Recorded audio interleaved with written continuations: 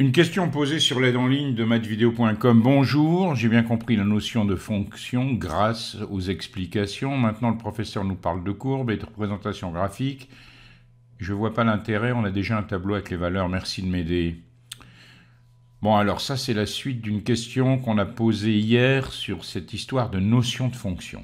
On va aller plus loin. Regardez la réponse. Vous vous rappelez que la dernière fois, on avait travaillé donc sur cette notion de fonction. On avait pris comme exemple la fonction qui a x associe x plus 1. Et on avait dit, pour savoir comment travaille cette fonction, que j'avais appelée une machine, vous vous souvenez, on faisait un tableau de valeurs. Les x ici, ce sont les nombres de départ.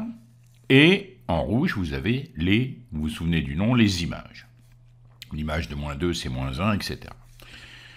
Bien, figurez-vous que on va en quelque sorte représenter cette fonction, cette machine par un dessin, et ça va être quelque chose de drôlement intéressant.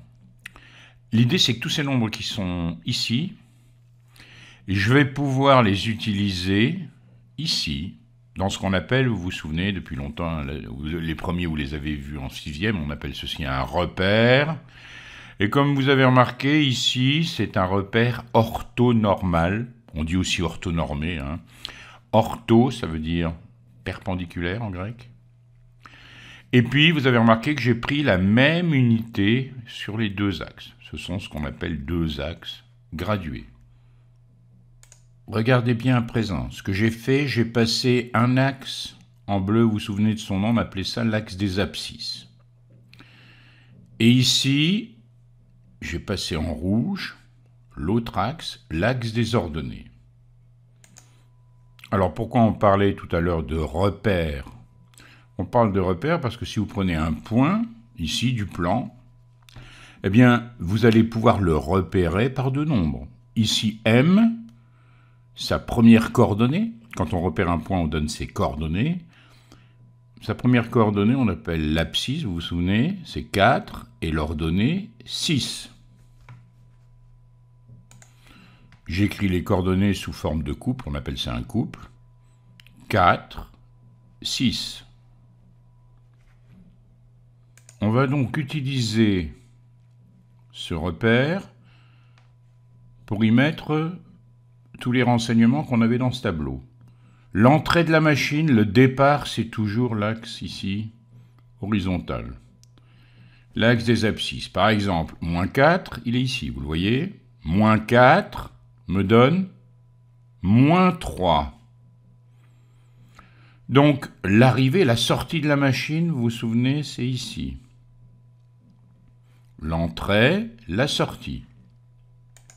Et j'obtiens alors ce point. Cet axe, il correspond à quelle rangée du tableau? Cet axe en bleu. À la première rangée, X. J'ai donc ici X, ce qu'on appelle parfois l'axe des X. L'autre axe, il correspond à quoi, évidemment? À la deuxième rangée, autrement dit, f de x. Je vais placer maintenant les autres points. -2, son image, c'est -1. 0, c'est 1. 0 a pour image 1. Je place les points. On a donc fait un dessin, un graphisme, qui correspond à ce tableau de valeurs. Quelque chose d'intéressant à remarquer, hein, les points ont l'air alignés, comme s'ils étaient effectivement sur une même droite. On pourrait voir si ça se vérifie en prenant d'autres nombres, en faisant marcher la machine, la fonction directement sur le graphique ici. Si je prends 1, si je lui ajoute 1, j'obtiens 2. Si je prends 4, j'obtiens 5. Ça se confirme. Si je prends -3 plus 1, ça me fait bien -2. Alors, c'est une des raisons pour laquelle c'est tellement intéressant de faire ce qu'on appelle une représentation graphique.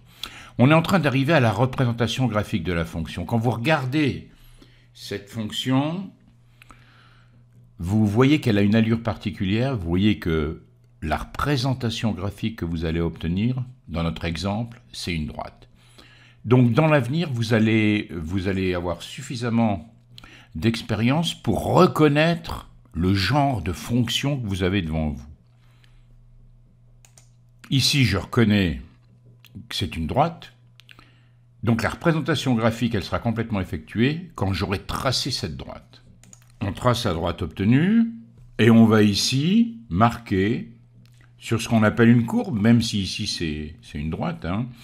On va voir tout à l'heure qu'il y a des fonctions, qu'il y a des machines qui vont nous donner des courbes. On l'appelle f. Voilà la représentation graphique de notre fonction. Un petit coup d'œil ici pour bien comprendre à quoi ça va servir ces représentations graphiques. Regardez ici en haut à gauche, je peux écrire l'expression d'une fonction. Ici, la fonction qu'on avait il y a quelques instants, c'était la fonction qui a x associé x plus 1. J'écris x plus 1 et j'obtiens ce qu'on avait il y a quelques instants. Vous voyez une droite. Si j'écris 3x moins 5, voilà une autre droite. Si j'écris 2x plus 1, par exemple, j'obtiens une droite. À votre avis, si j'écrivais 4x moins 3, j'aurais quoi? J'aurais une droite. Si j'écrivais 7x plus 9, j'aurais une droite. Tiens, si j'écris 6x, j'ai une droite. On verra plus tard que toutes les fonctions qu'on voit là, ce sont des fonctions affines. On en reparlera peut-être si vous avez une question là-dessus bientôt.